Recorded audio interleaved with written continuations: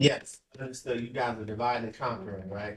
Okay, all right. Well, we still will welcome her because she's a part now. So there you go. And then if I can introduce Mr. Kwame Picking up. Owusu. That's it, right? It's listening. There we go. Here. He's gonna give us a monthly safety message. Yes, sir. Go ahead. Good evening, everyone. Thank you, Mr. Chairman, for supporting once again. I would like to silver the second message for the month of March. As you know, we all transition from winter to spring. We need to take this method very seriously important, very, very serious. As we know, spring brings heavy rains, heavy storms, sudden storms. We need to prepare for those. Also, safety spring driving. We need to watch out for wet roads, potholes, pedestrians, and then bicycle activities. Also, if you see something, to say something. Let's all be on alert to report any suspicious activities to the police or any security officer. The key message before I sit down, let's say stay, The video. let's prepare for the weather change, and then let's do the right. Thank you very much. No, we can't. I mean, we are. Okay. Now we can rise for the pledge of allegiance. I pledge allegiance to the flag of the United States of America and to the republic for which it stands, one nation, under God, indivisible, with liberty and justice for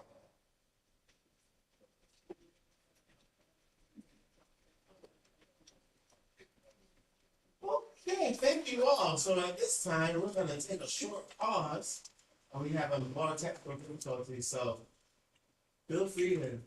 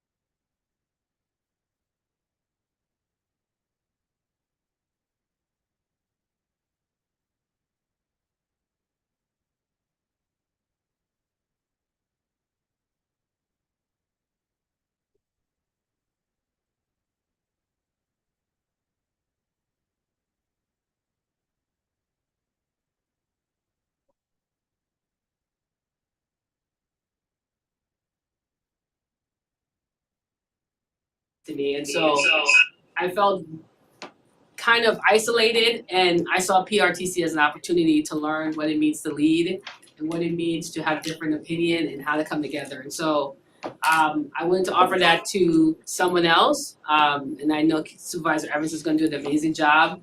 I'm eternally grateful for the faith that my colleagues showed in me from day one to step up and not just be on the leadership team, but actually have a voice that was respected.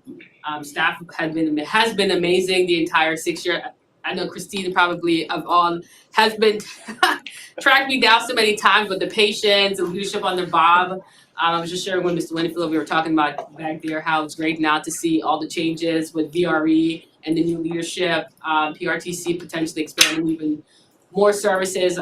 It's great, and so now I get to sit back and be a passenger, for lack of a better word. And I know you guys are in great hands, and thank you for the opportunity to get to say bye. I know I didn't say anything at the end of the year, so which is, as you guys know, my MO, right? And I'm pretty much quiet. So, so thank you for giving this opportunity to come back and say this. So yeah, so thank you again, and I'll be watching from a distance. So thank you.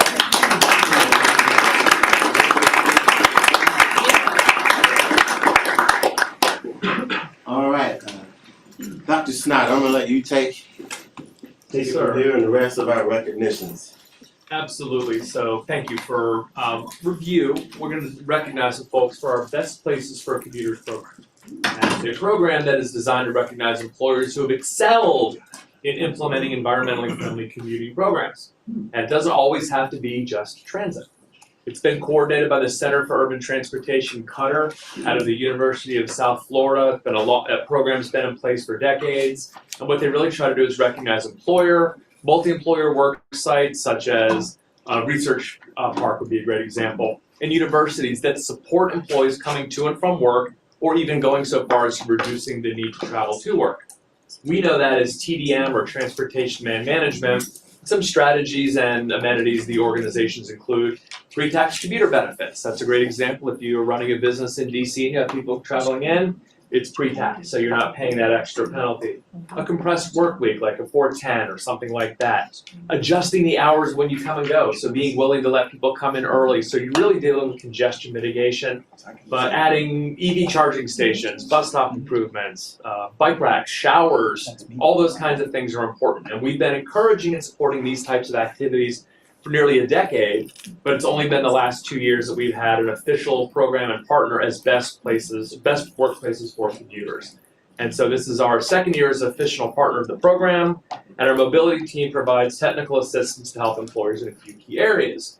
Now, of course, the first organization to win this was OmniRide, because some things are very obvious. But what do? Meet best place work for commuter guidelines. So we do have telework agreements with our employees. We do have those kinds of things. Doesn't mean everyone's 100% remote. You got to come in for certain activities, but it's what is the core mission of the organization. We help them navigate the application process, because who's really excited about filling out an application? We are. So we do that, and then we pay the first 2 years of the annual fee. The program is funded through a mix of federal and state funds. Thank you, DRPT. Thank you to FTA and their CMAQ programs. And allows us to reduce that traffic congestion. Again, we encourage carpooling, alternate schedules, and then these community leaders that are filling this room take the extra step to incentivize it. They could ignore all these activities, but no, they become leaders inside their organizations to promote these activities to take that extra step. We can only get so far. But by having people inside the organization that understand the impact and understand what it means for their own workers, that's where the difference is made. It's one thing for us, the outsider. It's completely different when it's from within. So today we're very excited to recognize 8 organizations and work sites for their ongoing commitment to sustainable community practices. And I will introduce Sarah McGowan, who will welcome and introduce these transportation leaders. The floor is yours, ma'am. Hey. And then you and I are going to come over here with cool flags. Hi everyone, my name is Sarah McGowan. I'm the TDM program manager here at OmniRide. Started in April. Over the past 6 months, myself, the TDM specialist, Gabby Serrato, and our partner WCES has worked with employers, universities and sites to kind of make this happen, and I'm really, really happy to honor them tonight. So there's actually 3 categories of best workplaces for commuters. There's the employers, there is the university slash college campuses, and then there is the best work site. So we'll start off with best workplaces for commuters, employers. They implement a variety of strategies, many of which Bob just spoke to, remote and hybrid work options, compressed work weeks, pre-tax commuter benefits, bicycle parking, having showers or lockers on site. These might not seem like huge things, but they really help with recruitment and retention of employees and their well-being, in addition to being environmentally practical. So from the top, we like to honor Advanced Program Analytics, APA, and here to represent the company is Terry Yarbrough, President and CEO, and Luzane Trotter, COO.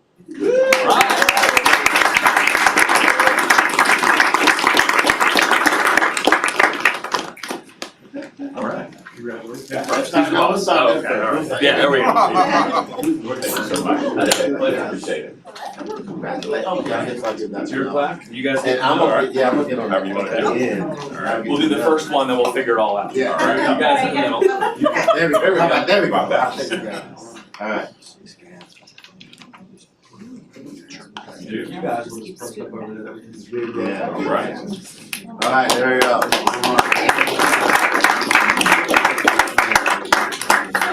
Next, we've got the city of Manassas, and representing is Chairman Smith. There you go.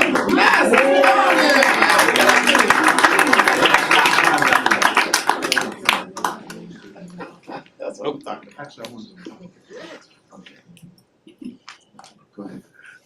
The mayor had it on her agenda to be here tonight, but staff scheduled a meeting and made commitments that she could not afford, so she even texted me to make sure I said she sends her regrets. We're very proud of our 22,000 people who, I'm sorry, I wrote that down even. Yes, 22,000 people who commute into the city every day. Nice. So we All right. take that very seriously, we thank you very much. All right. Next time. Thank you. So next we've got Micron Technology, and this is actually their 2nd year. They qualified last year as well, along with us, OmniRide, and here to represent Micron Technology is Susanna Steen.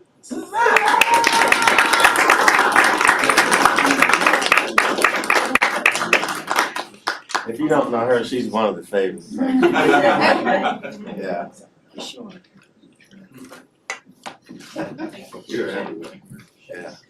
And finally, the 4th winner in our employer category is Systems Planning and Analysis. And to receive the award on their behalf is Genesis Eldridge, their Content Marketing Manager.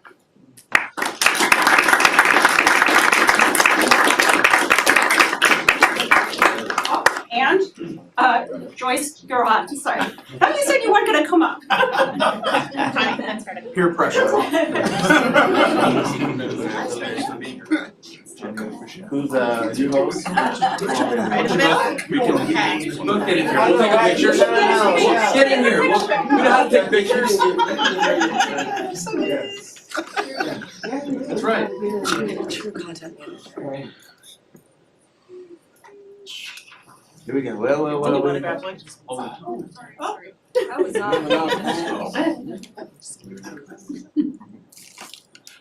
All right. We're gonna hang it right. Just hang right up there.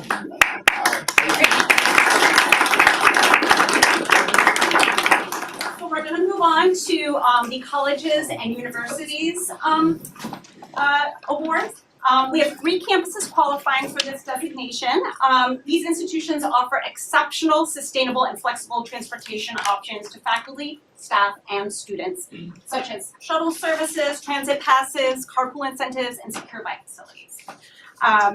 So first up, we've got George Mason University's SciTech campus, and representing George Mason is Josh Cantor. Come on up.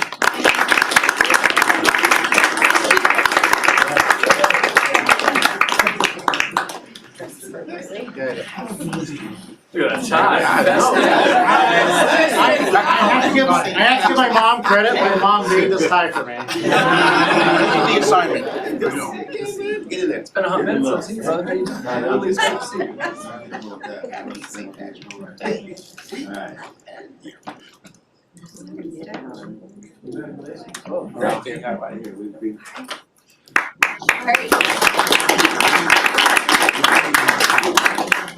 And next we have representing two campuses, Northern Virginia Community College, both their Woodbridge and Manassas campuses qualified this year. We've got Dr. Richmond Hill.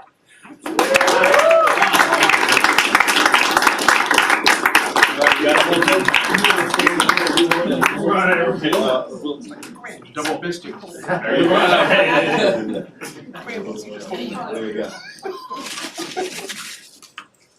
There you go. Okay. He's gonna take one more for me. Take these two. There we go. There you go. Okay. Alright.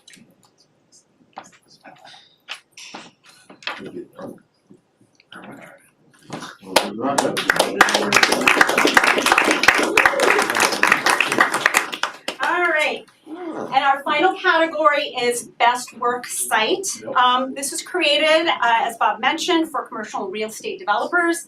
Think your shopping malls, your business campuses, and other multi-employer developments. And our designee tonight is Potomac Mills Mall.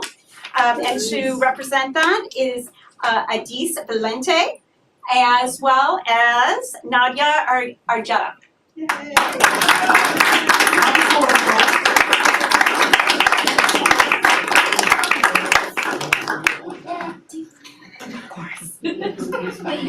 No, words matter, right? Sorry. Congratulations. Alright, so you got nothing. You hold that sign? Alright.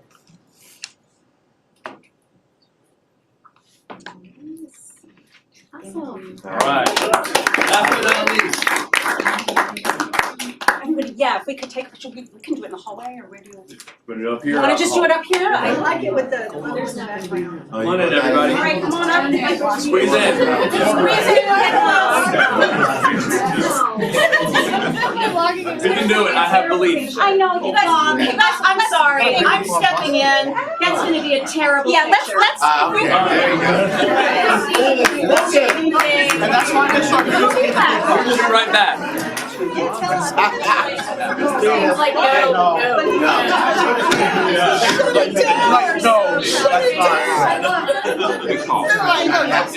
That would have been a terrible picture. I know that. That is not gonna be okay. I know you're a doctor. Over the paper.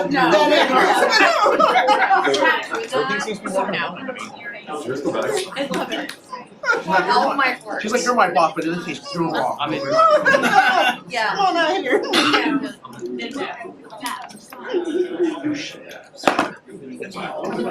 No, you're Quiet. So that's, yes, correct. I don't have a speech for it. No, I'm just joking. I know.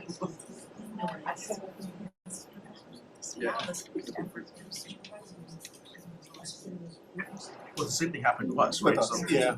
So in 2019. They got elected in a special election. So in that very same year, me, Margaret, and Andre also got elected. Thank you. Sorry. And so we went from 0 to now we're a super rich.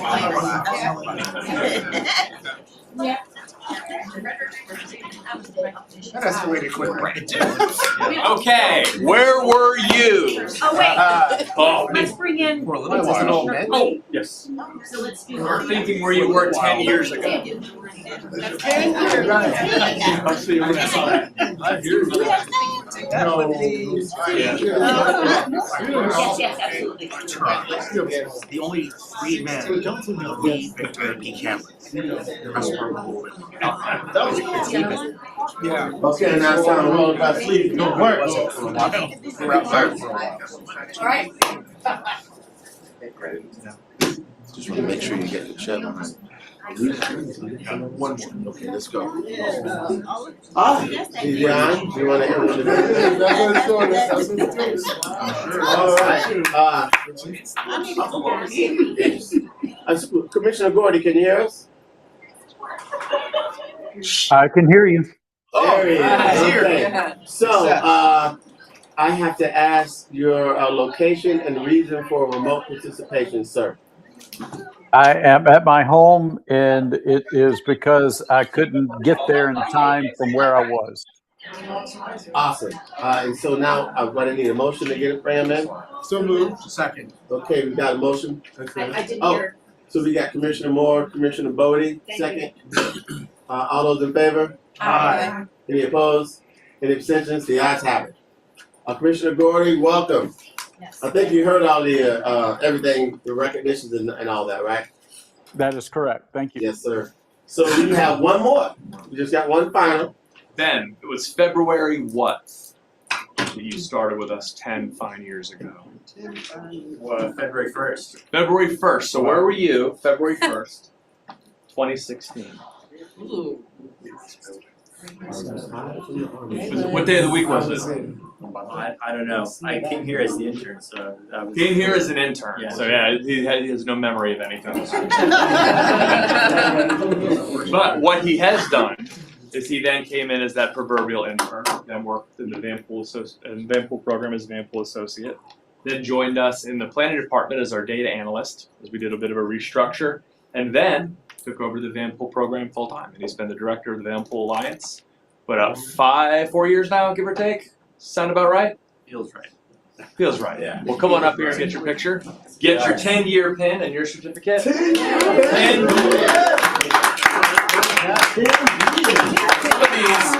were you 30 years ago? I didn't touch the pen.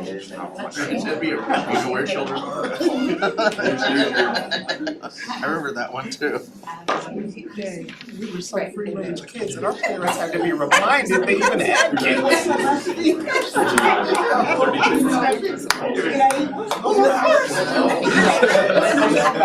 I remember being like, go away. It was like if they had their friends. Go away. Go outside or what?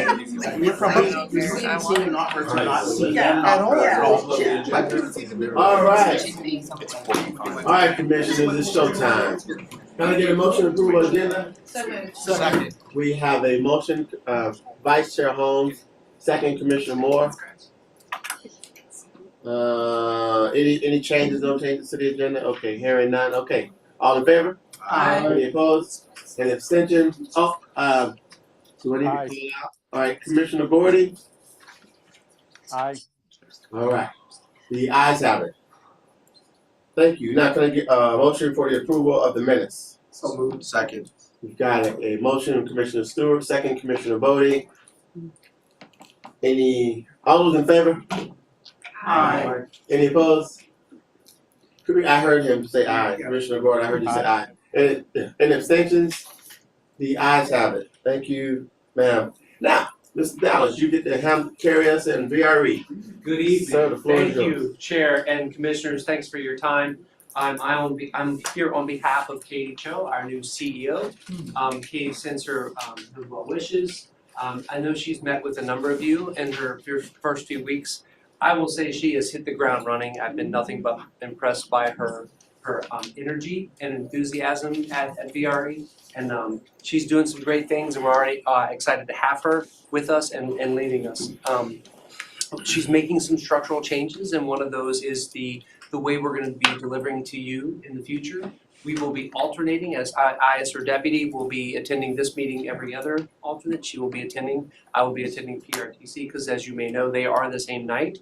And it is sometimes very difficult and probably some ways unsafe to get between them, I will just say. There's been I did have a little fender bender on the way to the one in, I really did, in Arlington, so. But that's how we're gonna manage that. But I'm here to report because there wasn't a February meeting, right? I wanna kind of give you all an update on where things have been and what we're doing. I will be brief. Let's talk numbers first. The measures we like to share, on-time performance and our ridership, average daily ridership.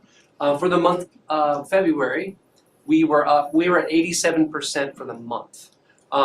That's the good news overall. Still not our goal of 90. However, we had 92% on the Fredericksburg line, which is the first time since I think November of 2023 that we've done that. One of the two lines was over our prescribed 90%. So that is a very good measure for us, especially considering the things that happened in January and February, which we'll get to in a moment. Manassas line was 82%, so that composite was right at 87, which is up from the 79% in the month of January and up year over February of last year. So we are making strides, we're making positive gains. Additionally, on the ridership side, ADR was 8472, 8,472, down a bit, but up over January of 26 and up over February of 2025. So we're measuring sort of that against our prescribed 9,300 or 9,000, I think is the number that we have in the budget. So right on the edge of that, we had a tough month, January and February both. Some of you may know in January, we implemented the work windows with our partners at VPRA for Long Bridge construction. We learned a lot really fast. As they say, Tyson would say, everybody has a plan to get punched in the face. January 12th was a punch in the face. But we learned a lot in about 3 days and have since then, we've made some changes and we've learned quickly, and quite frankly, our passengers have learned quickly of how to make the Alexandria Shuffle. We are doing that on a number of trains every day. Some of you that know the Shuffle maybe have even worked the Shuffle, where we take passengers off one line's train, say Manassas line, passengers get off of the train, get on the adjacent platform to get on a different train. So we're doing that every day with several trains and upwards of 400 or 500 passengers at a time, which you can imagine takes a little time. That's really eaten into what contingency time we have on the total trip. And so we've seen an uptick, especially in the Manassas line, but we're working through some of these. We're gonna make some schedule adjustments, maybe even change the trains that we do the Shuffle with. So stay tuned. But otherwise, learning a lot, and it's going very well in that regard. As for other factors, we had some pretty severe weather, as you know. The snowstorm, it was brutal, and it was brutal in a way that we've not seen before, the snow and the ice. It affected us in a lot of ways. There were 2 storms of consequence. What has changed more, and we did have some non-service days because of the weather, and we'll say things related to the weather. What we've learned is Amtrak has instituted a new snow schedule, right? You may know we store 9 trains a day at Ivy City, 5 trains a day at our new Seminary Yard, new as of December. And that has allowed us, because of, I'll say that Amtrak basically we were not able to enter Ivy City Coach Yard with any of our trains. And so that was hampered our ability to serve for that period of time. We had to cancel, and then we had to work with a modified S schedule. We are very grateful to have Seminary Yard. That investment has paid off. We're now putting 5 trains in there. By the end of the year, we'll likely be able to put upwards of 12 or 14 trains in the yard. It's been a great benefit. Going forward, it'll be a relief valve, if you will, for some of these scenarios. But we're working with Amtrak, getting through this process with them, and working for alternate means. So that was a big deal, I will say. In the last couple of weeks, we've had some brake issues. Some of you may remember we had these MB contactors, the motor brake contactors matter that was back in the fall. That turned out to be a faulty part. I learned just tonight from Min Chow that we have come to agreement and settlement with the company that provided those parts, and it was very positive for VRE. I just want to say thank Min Chow for her efforts on that and our board's understanding and patience on that as well. So we worked through that. We may have a similar issue with our brake part, mag valve, but we are getting into the weeds of that investigation. That'll prove out more later. But in the meantime, we are mitigating where we can. And then probably the most recent would be 2 trespasser incidents in the last 2 days, frankly. We are seeing an uptick in these activities. Maybe it's the weather. Thank you, by the way, for that safety briefing, which is there you go. Pretty good. Thank you for allowing that to happen. That's a very important thing. You can't spell railroad without safety. So we appreciate that. But we've seen an uptick in trespassers. There was yesterday a strike, if you will. This person lived, as I understand. These are very serious things. And yesterday's incident, the train was crossing in a crossover between 2 tracks, the only 2 tracks. And because of that, we had to pause and stop and wait for EMS and responders to get there. It usually takes a couple of hours. And in this case, the entire network is blocked. You can't go north, you can't go south, you can't move trains. So parent and team have always been able to pivot and help us. Thank you again, and acknowledgement to you and your help. PRTC buses at LaFont, PRTC buses at Pentagon we've been able to pivot and get that information to our riders better than ever before. So we appreciate that to Bob and team. But we are working through these things, so back in the see something, say something, right? That, like you mentioned, right? If you see trespassers out there, say something to them and then say something to us so we can get those people off the right of way and save lives, frankly. So I'm prepared to speak to any of the agenda items you wish, but that is my report, and I appreciate your time. Yes, thank you, Doc. Could you just kind of give an overview of the action item? Yes. Action item, sure. Thanks, man.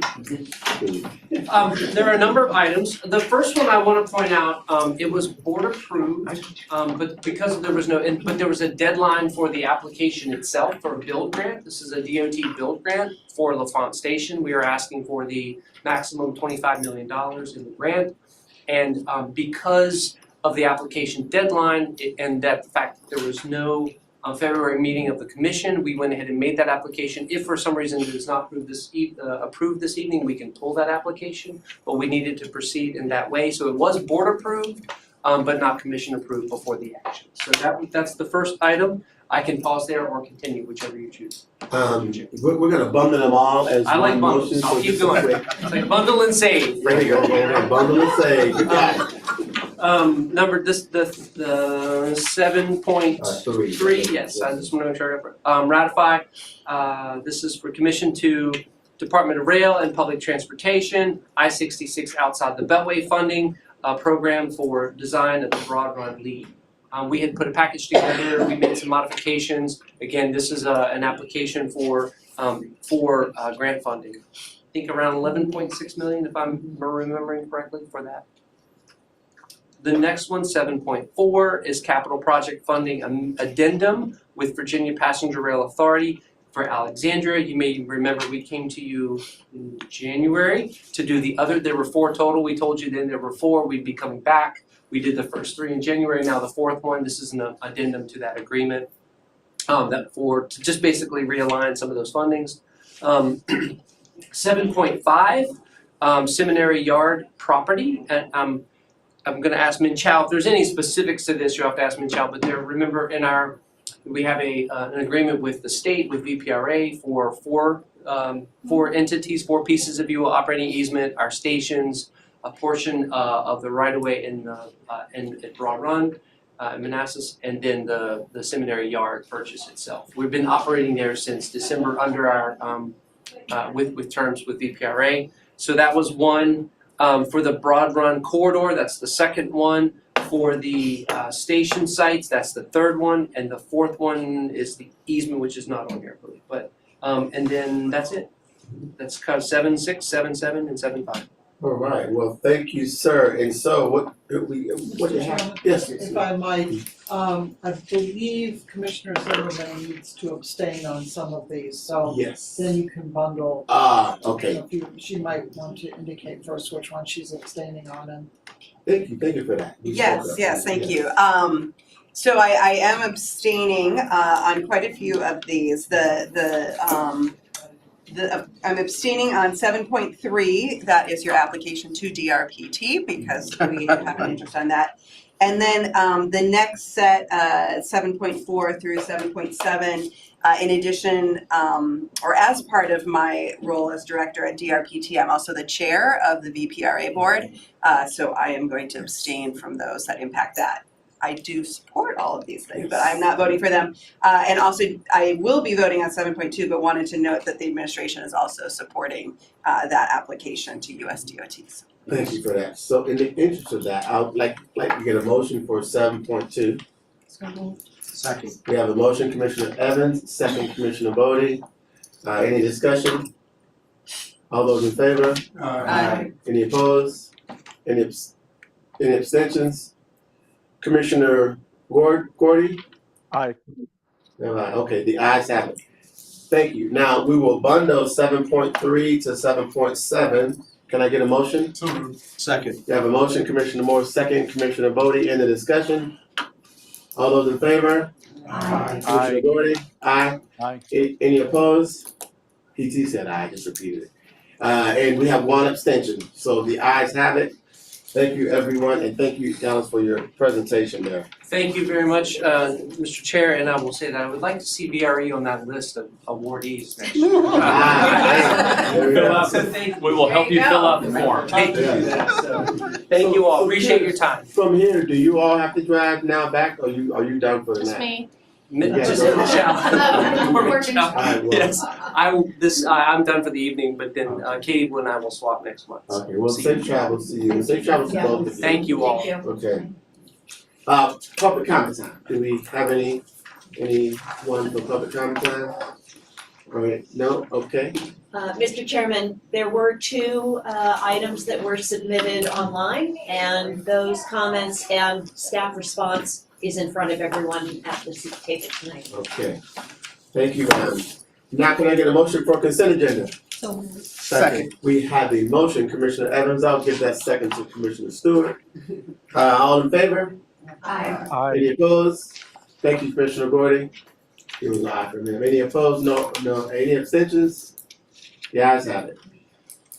Thank you, ma'am. And now we are moving on to Dr. Snyder, Executive Director's report. Oops, I'm sorry, can I Yes. retroactively? I was like, Let us I pause. just noticed, I'm sorry, I'm like, you're moving so fast for me. Yeah, you I know, need so- to abstain from 9.4.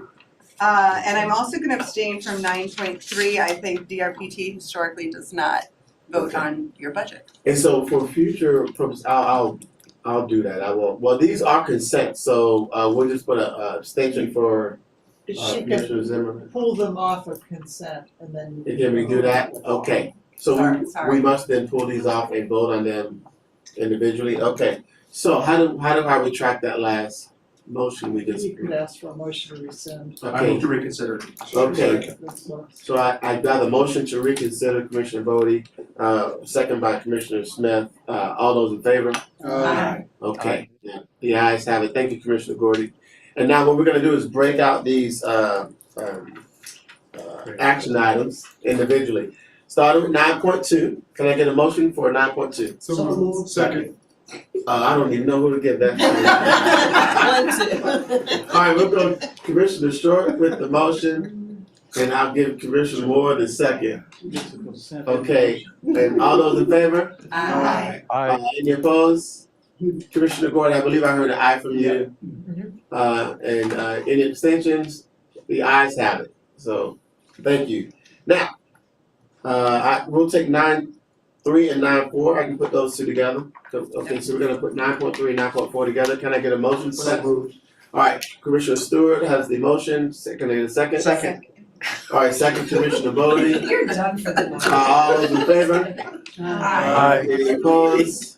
And we have one abstention. I heard Commissioner Gordon say aye.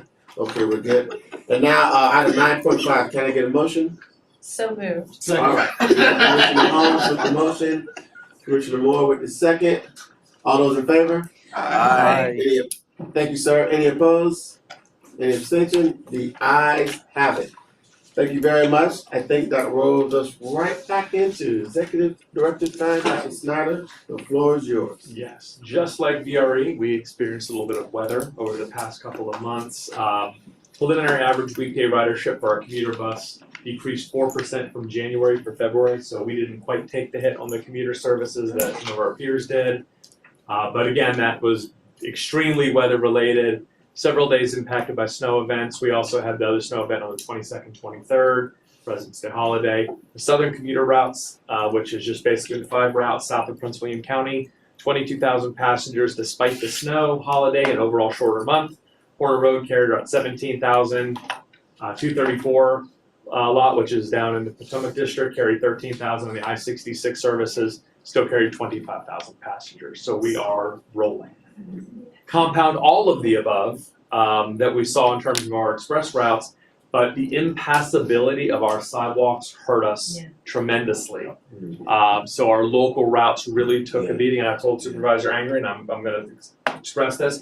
I had a meeting and I drove home through Dale City in the evening, and I've never been more terrified to be the executive director of this organization, because the passengers that were literally standing on the white stripe of Dale Boulevard as cars went by at 45 to 55 miles an hour, and they stood there leaning back over the snow pile as the cars went by.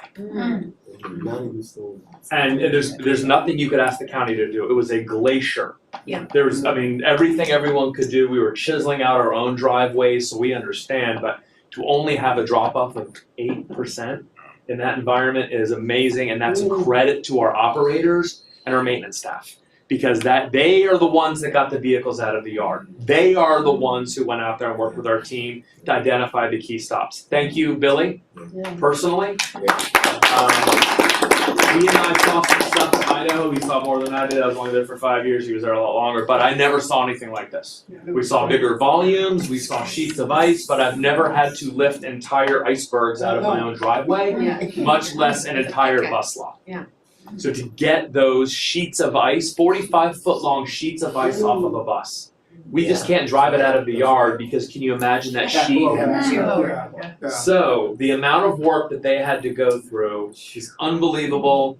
We're management, we get the pleasure of hiding in the building, et cetera. It was the maintenance staff who did the work. It was the operators who drove the routes, and I'm thrilled that we were still able to be there for our customers, and I personally thank you and value everything they do.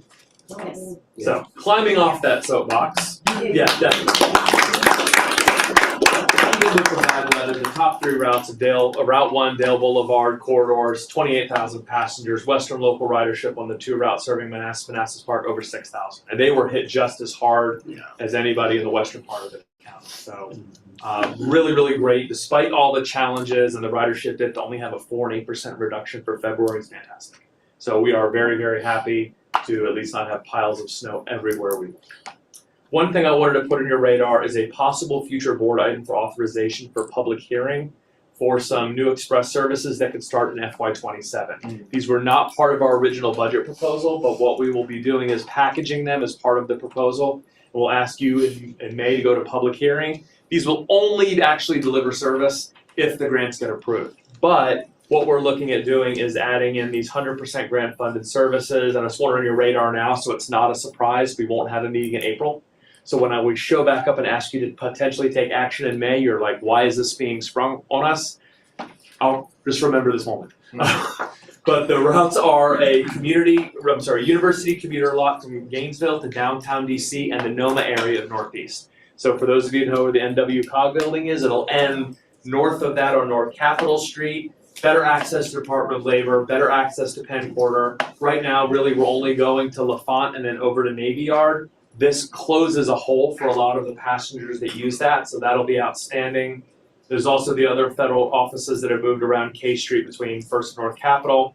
We're also proposing a new I-66 route that will operate directly from the university lot to downtown DC, Independence, LaFont, and Navy Yard. Right now, the route goes to the Pentagon and then up to LaFont and Navy Yard. The volume of ridership has now hit a point where those traveling to LaFont and Navy Yard, we can split the route in half. This is very common of what we do. We string together destinations until the ridership booms. We have hit that point. So now what we'll have is a direct to Pentagon route, and then we'll have a direct to LaFont Navy Yard route. And so that also creates more capacity at university. One thing we are watching is as university continues to fill up, we'll have to start taking advantage of the Ball Sport lot. And then look back to Cushing. So when I tell you we are in an environment of success prior to the pandemic, we are now revisiting park and ride lots that we haven't really served in almost 5-6 years. So that is our growth model that we're looking at. We're very excited. And we're also looking at a proposed potential new Metro Express route on the I-66 corridor to operate between the Ball Sport commuter lot in Manassas and the Vienna Metro station. One of the challenges we face is Tyson's is a lot of buildings, but it's not the best metro access. We're getting a lot of interest for metro access in and out at Vienna. So that's the quickest, shortest path. We can get there and back very, very quickly. It's all toll lanes. We don't have to monkey around in the Tyson's corridor. It just gives us continuing to operate that service to Tyson's, but now a straight shot, Ball Sport, Vienna, drop off, turn around. But there's also routes that connect in with the Merrifield district So there's routes that come in on that orange line that serve the Fairfax community area. We can't do both. This will allow us to potentially serve more. So now you can have jobs in Fairfax area that Fairfax Connectors providing service. And so that's a just great opportunity. So having that on your radar is important. We do have our new service change starting on March 29th. It was originally scheduled for the 22nd, but we're onboarding some new software and it requires a manual upload for the first one. So we want to get it right. It doesn't have a significant impact in terms of timetables, et cetera. We had a poor performing route that we fixed structurally. We're just going to extend that success an extra week. We'll be in good shape. We've been communicating with customers and we'll have passengers out there at the metro station reminding everybody, and we have a full service load. What we do is we go out and we talk to our passengers and let them know. We don't want them surprised if there's a service change, especially in the morning, and they're prepared for the evening. Final thing I did want to put on your radar, there's nothing to do now, but we are experiencing a loving fight with our vendor for our MCI fleet, which is the vendor, MCI provides our commuter buses for our express routes. The magic word of tariffs is showing up at our front doorstep to the tune of about $40,000 per unit. So we are, been working with Sharon on that. We are still, without, public meeting, without exposing any legal strategy. We are having conversations in the industry. We're having conversations with our friends at APTA. I'm talking to peers on the West Coast. This is a procurement that we have part of a consortium out of Washington State. So the interesting things is a lot of these provisions are for steel and aluminum. However, the federal government requires that we have Buy America for our buses. So there's an irony that we're paying a tariff for Buy America equipment. And that's why there's a bit of a fist fight. So while we'll continue to work on mitigating those issues, part of it is the reason why is the workaround is they import the steel, they build a certain amount of it in Canada, and then they move it across the border to Pembina, North Dakota. And if you ever want to know where that is, just look for the Canadian border and there's Pembina. It's just across the border. But because of that movement of American steel into Canada and then back in, it's treated differently as a tariff process. So that is our federal government. That is a direct impact. 9 units, I believe, is the number that we're being impacted by. That is not an insignificant number. And so. Yeah, I just wanted to thank you, Bob, for bringing this to my attention. We've heard it from other transit agencies around the state, and so I think DRPT will also be following up with you and some of the others. I know VTA is also closely following this, as is CTAV. It is a number of different agencies now we're seeing across this, and so I know you've also been talking with folks in industry, but just wanted to thank you for bringing it to my attention early on, and we're going to continue to follow up on that. So we will update you as things unfold, but I think it's something that in terms of cost, whether we get some type of negotiated amount down, either way, we have some strategies to mitigate that. So what it's not is if we're not going to be able to still acquire our fleet, but we can be it gives us the opportunity to be a little bit more elbows out. That would be the best way to work with that. So, and with that, Mr. Chair, if there's any questions, I'll turn the floor over to Mr. Wingfield. I will go, well, no, let's go first. Mr. Wingfield, go ahead, floor is yours, yes, sir. Thank you, Chairman Anchor. Thank you, Bob. Good evening, commissioners. There we go. As everyone who came before me spoke, February brought on the snow and a number of different safety issues. But I'm happy to report tonight that we have through January, we didn't have a board meeting in February, but through January and February and the different events, we are currently injury-free and still on target in terms of all of our performance metrics. I do know that we have a couple of new members to the board, so I'll take a little bit of time to explain the slides while some others have seen these slides before, so you're fairly familiar with them. But I'll talk a bit briefly about each one as we go through.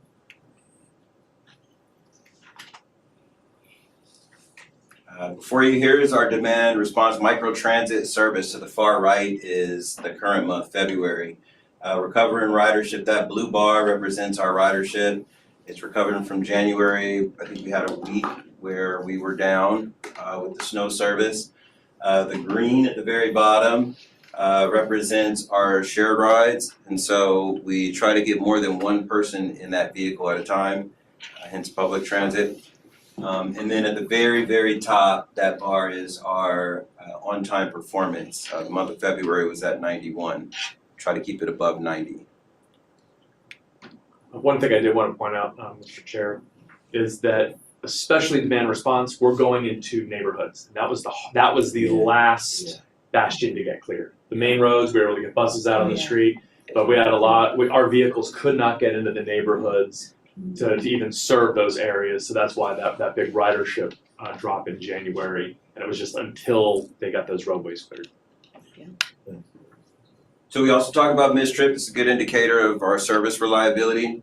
February we have 5. It's a little bit up from last February, but of course last February didn't pose the same snow event that we had this February. Those 5 are due to just traffic related issues, nothing that happened outside of just normal day-to-day business as usual. In terms of vehicle availability, I kind of want to go off script, Bob. And Chairman Avery, can I go off script? I like going on script. You like going on script? Okay. So, I'll give it a little context. So back in September, really August, we started to run into issues with vehicle availability. As you can see, if you look back at September, you'll see that dark blue bar at 75, at 72. One of the things that we have done since I've been here is we began to split our fleet out, meaning that we've operated more vehicles out of Manassas than we had before in the past. And that posed some challenges in itself, but last week I came back from a GM conference, and one of the things we were awarded for was our ability to bring back our safety numbers as well as our vehicle availability. And I would like to take a lot of the credit for it, but the reality is the work that you guys do in here as well as PRTC and approving the purchases such as all of the lifts that were bought.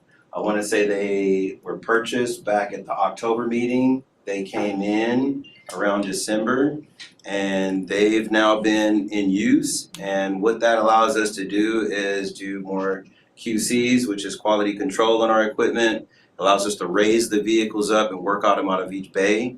And that ability to do that has helped us storm back in terms of our numbers. And so now we're at 85%, but I can't take the credit, and you guys do a really good job of sharing the accolades at all the board meetings. And so this right here belongs to the board as well as PRTC. And so I have it here and I'll hand it over after the presentation, but I thought it'd be a good time to bring it up now, just to kind of share this.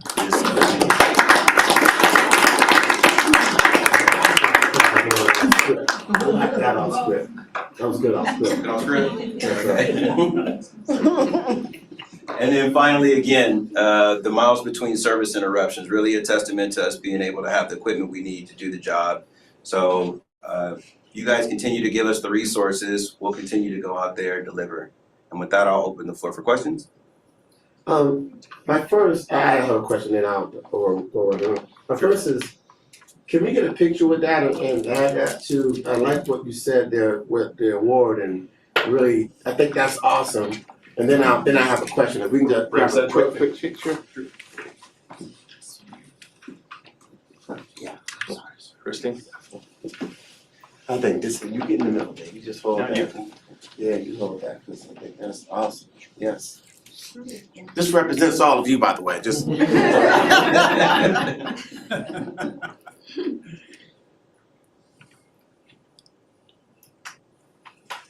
Cool. Now, more of a comment, but really a question for my fellow commissioners is, and thank you, Dr. Snyder, for bringing up the horrible watching passengers stand on Dale Boulevard and many other roads where bus stops were, because people still had to get on the bus. And thank you, Billy, for explaining. I've never even thought about this ice being on my driveway and everybody else's driveway, but being in the bus yard and not just shoveling it out to get the buses out, but realizing I hate to see these cars drive down the road with that sheet of ice on top, waiting to blow off, and imagine what that looks like on a bus. And the fact that you had to get up there and get that off before you left the yard, which is incredible. So my question and my comment to us here is, I really feel we need to capture this and do an after actions review. I know there are many questions and categories that we can pull up, such as, the buses and what you did, the passengers standing on the street. Just there's so much that each of us in our jurisdictions can pull together, things that we've seen as well as what you can pull, Billy, from the operators in the system, and as well as I know you, Dr. Sark, can pull all of this. But I just feel like we need to capture this because every year there's some significant thing that happens, and every year we don't do anything, and then the next thing happens. I don't know when this ice storm is going to happen again, but I remember last year it was a lot of snow, and we still had issues where we pushed the snow plows, pushed the snow onto the sidewalks, and eventually blocking the shelters or the bus stops that don't have shelters. Eventually, over the time, it rains, it turns into ice. This was a way freakier storm than that, but that's been a normal process. And every year we wait for the snow to melt, and then we just move on to life as usual. I feel like we need to capture these what happened here, the after actions of it, so that we can, one day, this is going to come a point that we're going to have a real discussion about purchasing equipment to do things more and to make sure, or figure out a way that people don't go to work until this is done. But I think this deserves a deeper conversation than just letting it go, because you've heard some really interesting stories. I'm going to go with Mr. Bodie first. Yes. Thank you, Mr. Chairman. And thank you for that. And also, again, thank you, Mr. Wingfield, for all that. And Dr. Snyder, I appreciate you highlighting it. Because, Mr. Chairman, I think you hit the nail on the head when you just said, because it's so easy. And we were joking on it coming up this the elevator with the commissioner. So, this is the time of year where Mother Nature doesn't know what season she wants it to be. It's winter one day, summer the next day, spring. Sometimes, or in the course of the day, you have 3 different seasons. So it becomes really easy for us to forget that just 3 weeks ago, there wasn't just snow, it was ice. Right? There was a sheet of, we call it snowcrete on our street, where you couldn't just use the shovel, you had to actually go with real shovels. And I just say that because, like you just said, every other year or so, there's some freak storm. A few years ago, there was that storm that locked up 95 for hours. There's snow again, there's blizzard again. It happens frequently enough now that you're right. We shouldn't act like these freak snowstorms are a once in a generation thing. They happen every 2 or 3 years. So I guess one, how can we, like you said, capture this? But 2, how can we get smarter about having proactively, when we see this happening, Dr. Schneider and his team, we're proactively working with Prince William County and FFM because, we're obviously this is a joint effort, but the yards are in Prince William County, right? Especially the one over here. I know that proactively, Matt Villarreal and his team, they have brine machines. They've been sharing that those things not only with other agencies, with the schools now too. And the school system too. How can we really get more collaborative on this and be proactive, because we know these things are coming. We know that every couple of years something really big and bad happens. So how can we huddle more with Prince William County, FFM, and those folks to really be proactive as opposed to reactive? Right. I agree. Yes. I just wanted to say, I think you're absolutely right, both of those points, and that the numbers show that people are still relying on transit, right? And so, and despite them standing on icebergs, to get on the bus, it probably is some of the safest transport around during those kinds of things. So I think we also, those aren't real dips in the numbers. People still need to get places. So I think what you're talking about is essential because people still are moving. Yeah. And I don't want to create Staff homework with a for safety anybody. hazard. Yeah. A serious safety hazard. Because I don't want to create homework, but I just feel like, and again, I don't even know what all we want to see, and maybe you all don't either, or maybe you do. But I think somewhere in this process, maybe we take, next couple of weeks and each jurisdiction figures out, or each commissioner for that matter, figures out what are some of the things you saw that you know, that we should click or know about in an after actions review, and then package all that and figure out. I don't want to add, again, I'm not trying to add any extra work to anyone's lives, but I just think we go through these every year with something different and we don't capture it, and then we all get this one thing because we're all electeds, including you. People call and email and say the sidewalk is jammed, the bus stop that is clogged. I mean, I gotta get to work. What are y'all doing? When are y'all gonna do this? When are you gonna sit? Like, we get all these emails, and just because the sun came out and melted all the snow and they all went away, we still haven't solved the problem or even figured out what the problem is that we can solve. So, Sorry, and I just had a question to follow up on that. And this is mostly for Mr. Wingfield, but it's also probably for Dr. Snyder as well. After these types of, like I said, sort of the freaky, I'll call them the freaky snowstorms that they're just nice powder and then they get, like we just had this last week. Like this, do you guys sort of poll and survey the workforce, in your case, the drivers mostly, and in your case, the other staff who had to get out there? Like, is there some kind of after action just sort of surveying, like, hey, how did we do? How can we better equip you all to deal with this stuff? that's what I want to know. Exactly. But alongside of that, they need to be celebrated for being Yeah. Oh yeah, able to get out here. 100%. Because at the end of the day, they were the ones who had to Oh make yeah. sure that safety was big when those Which, people out. to your point, I mean, the So I bus say is very celebrate reliable them because workers. everybody still got on it. Yeah. And the buses still ran. And I'm gonna double that because I'm just talking about this facility. There's a whole Western facility. Y'all had to do the same thing over there. That's a lot of buses. So Kudos to a little bit of the preparation, not knowing that we were gonna have the ice component, but expecting a lot. We were expecting 20 inches of snow. So we had already all the calls in advance to prepare, and already made the decision. We closed the Manassas facility and ran everything out of here. Okay. So that way we could Okay, focus that's on good. getting one thing live. There we go. So that at Yeah. least we could put the energy and attention there, which of course delayed when we could get service out. But yeah. Manassas City doesn't have the volume of service, so we were able to operate it out of here pretty quickly, pretty easily. So that was good. And that allowed the maintenance department not to they could focus on what the actual issues were and learn lessons and then go deploy faster. The other thing that Keolis did an amazing job of is they were talking to employees ahead of the time saying, don't forget to have your car prepared. If you started digging out. A lot of people, especially my neighborhood, they weren't thinking ahead. They were just gonna wait to move the snow in the morning. It didn't happen because you got that ice. But they were telling people in advance, yeah, it may be inconvenient, but so their work allowed more employees to get. Now we were closed for a few days because nothing could move. Right. The neighborhoods were, nothing could move. So we had some reprieve there, but they were very aggressive in terms of communicating with workforce. What's availability? Are you looking ahead? And having those conversations with their team, and that allowed us to stand things up much quicker because of that level of communication. Mr. Winfield, what did I miss, since the question was for both of us? I think we got a little bit of experience from last year as well. And so we did do kind of a post-mortem after that. We came up with there's some things that came out of that, like dedicated walking paths to the facility. We had a couple slip and falls last year. We wanted to prevent that. So I said leading into the message that we came out of January and February injury-free. The first thing I said, for those that are listening, that was one of our goals going into this particular event or set of events. And so there are some after action things that we're doing to collect information.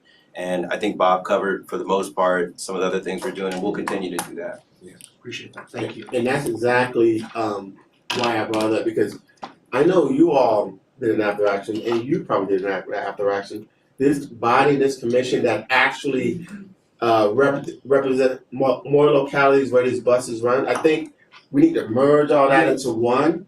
And then, now, I think the next meeting, we need to spend a little time going over what we learned and what we've all put together, so that we can come out of that.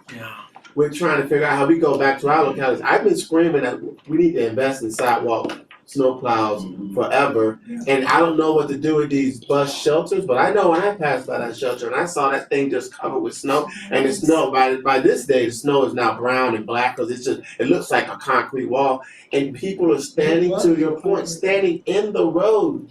And I don't like when cars don't slow down, when you see people standing in the road and they're waiting on the bus. And the bus is still, look at that turnout service, which is incredible that during all of that, people still got on that bus to get where they needed to go.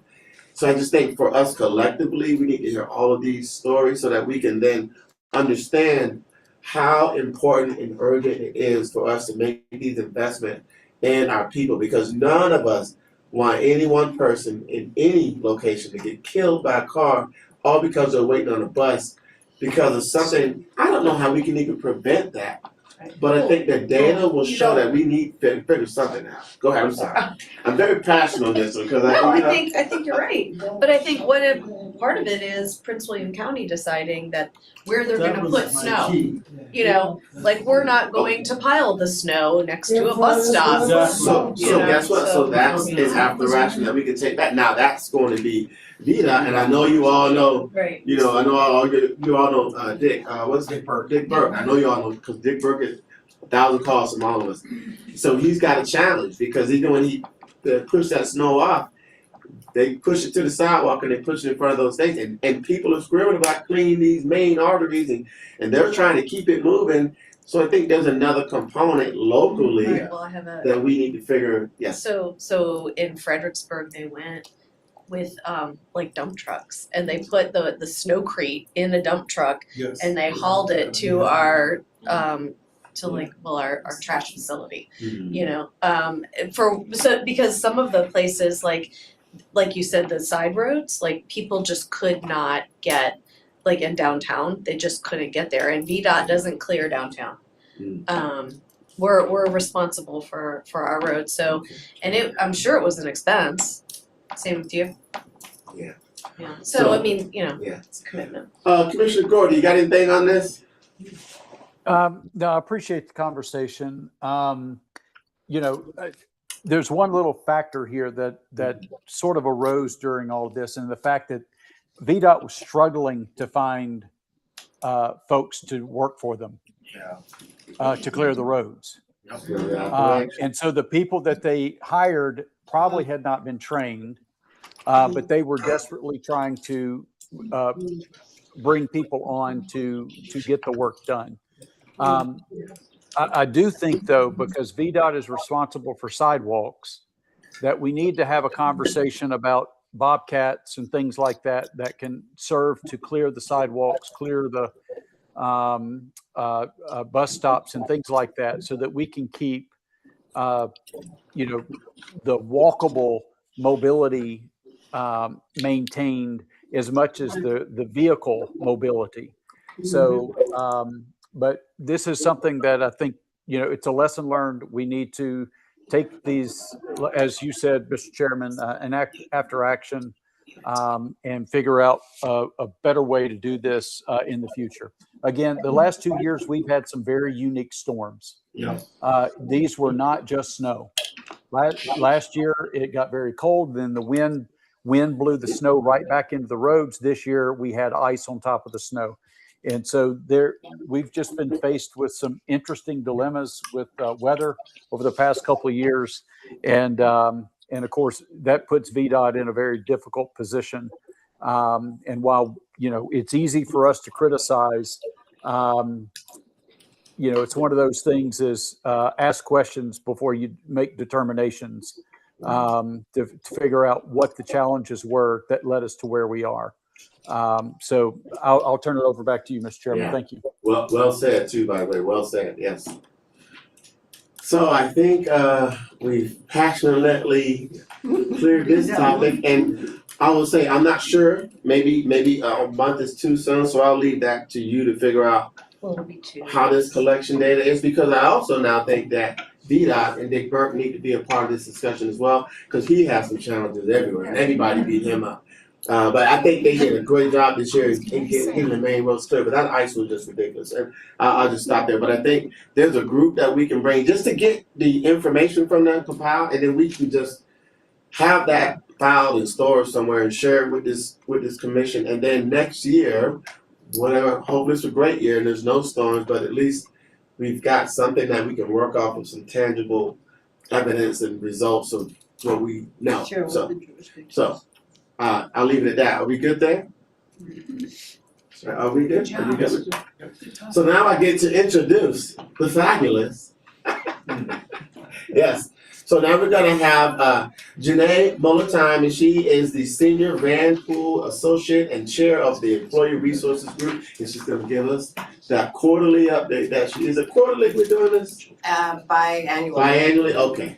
So I hadn't seen you in a while, that's true. Yes, October. So Okay. once again, thank you all.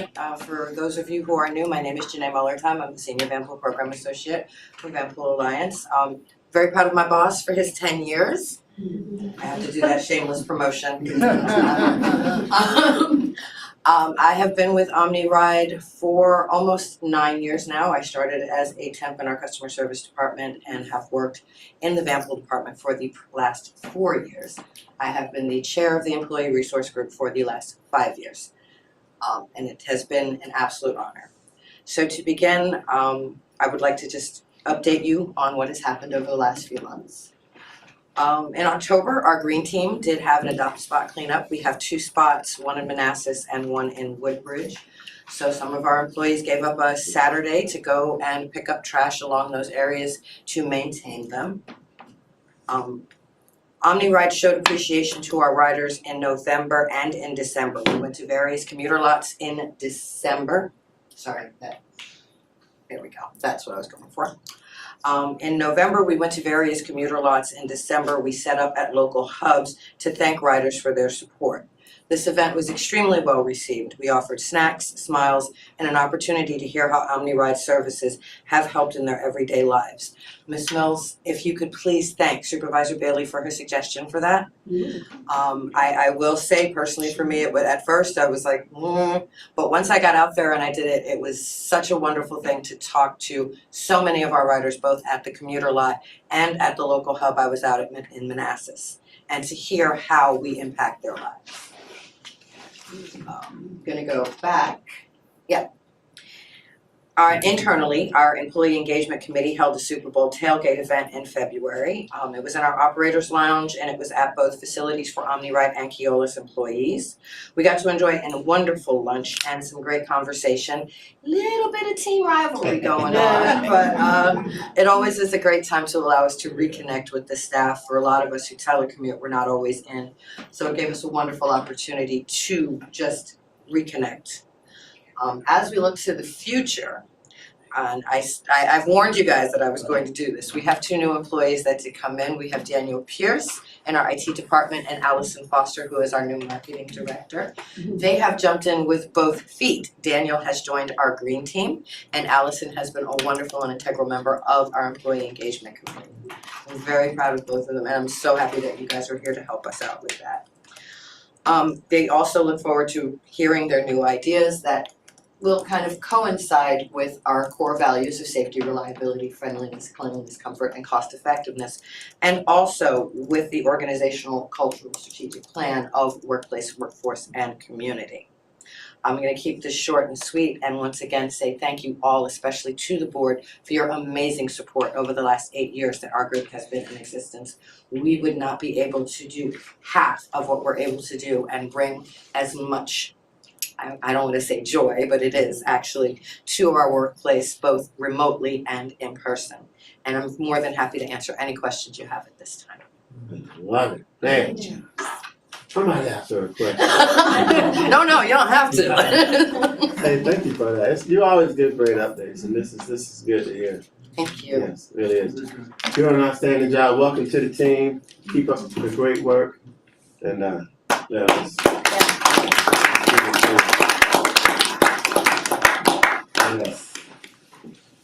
Well, now, so we have no action items, which is great. So we get to move right into chairman's time.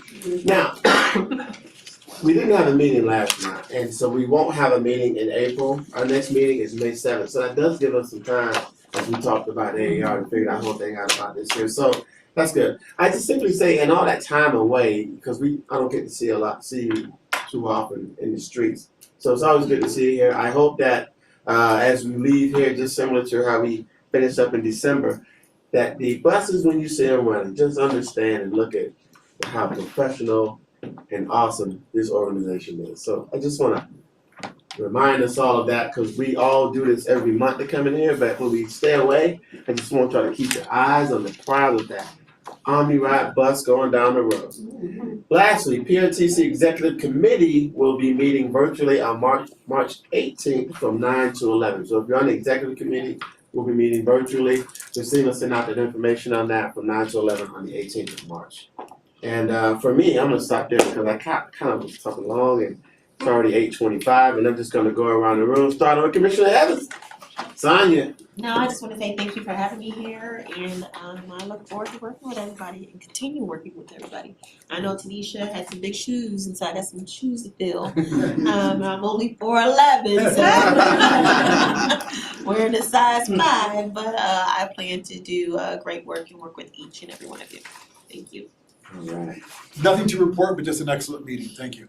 All right. Yeah, great. Nothing more for the group. Good meeting, sir. All right.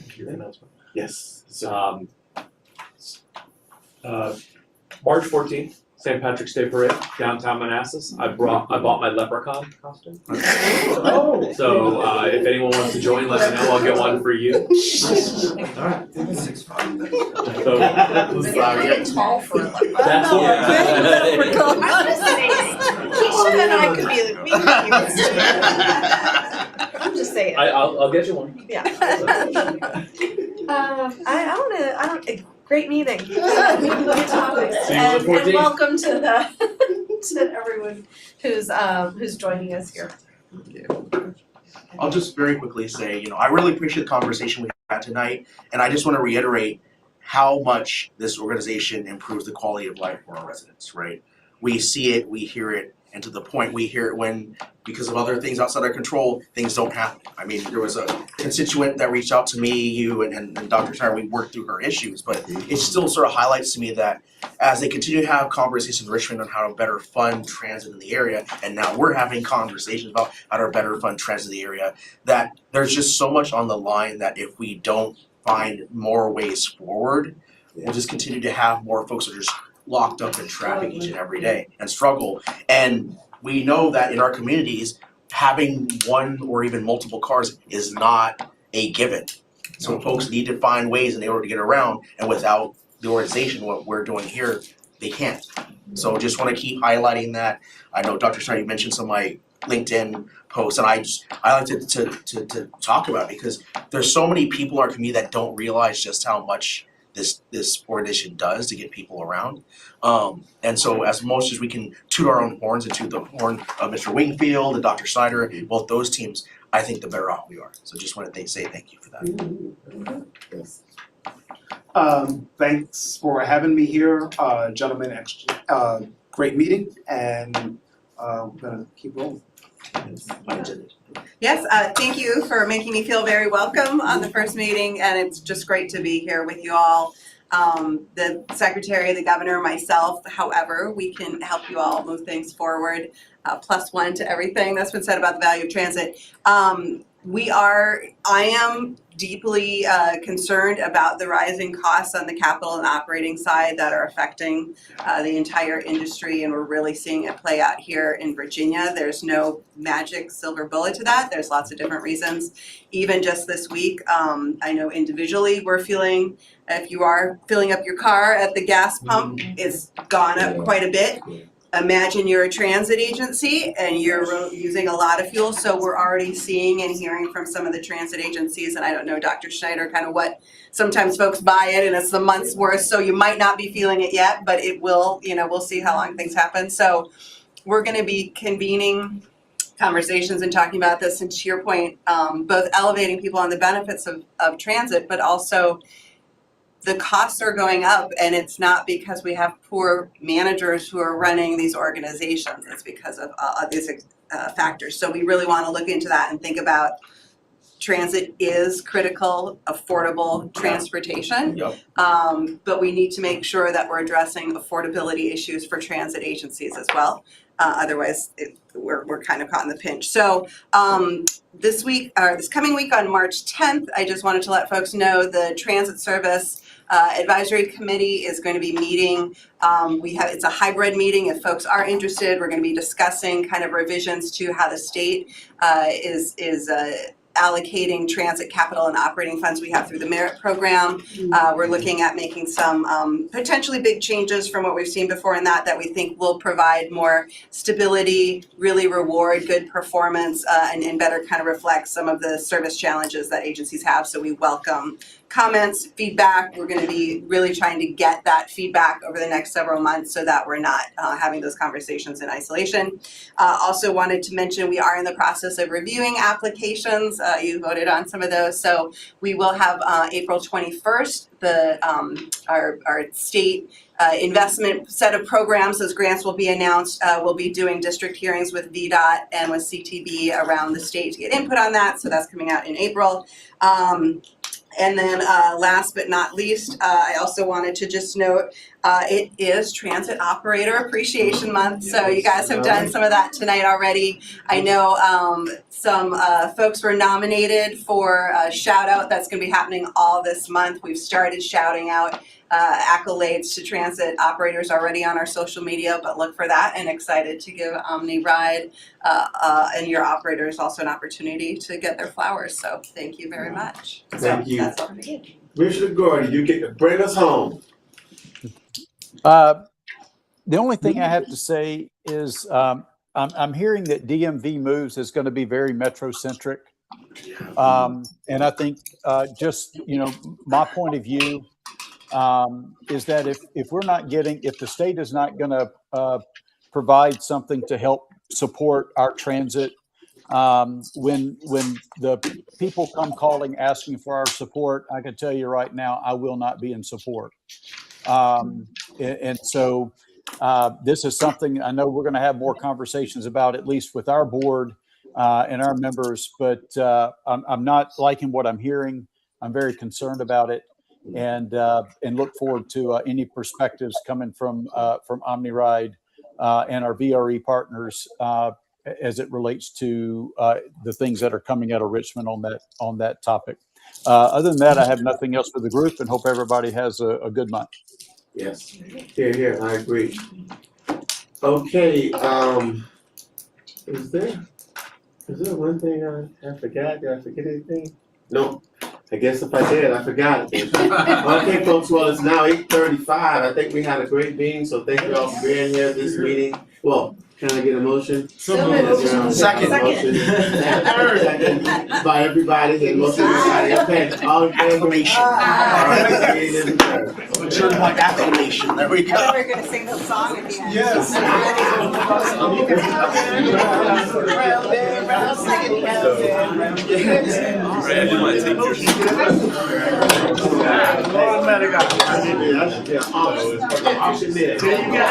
I've been wrong these weekends. You are welcome.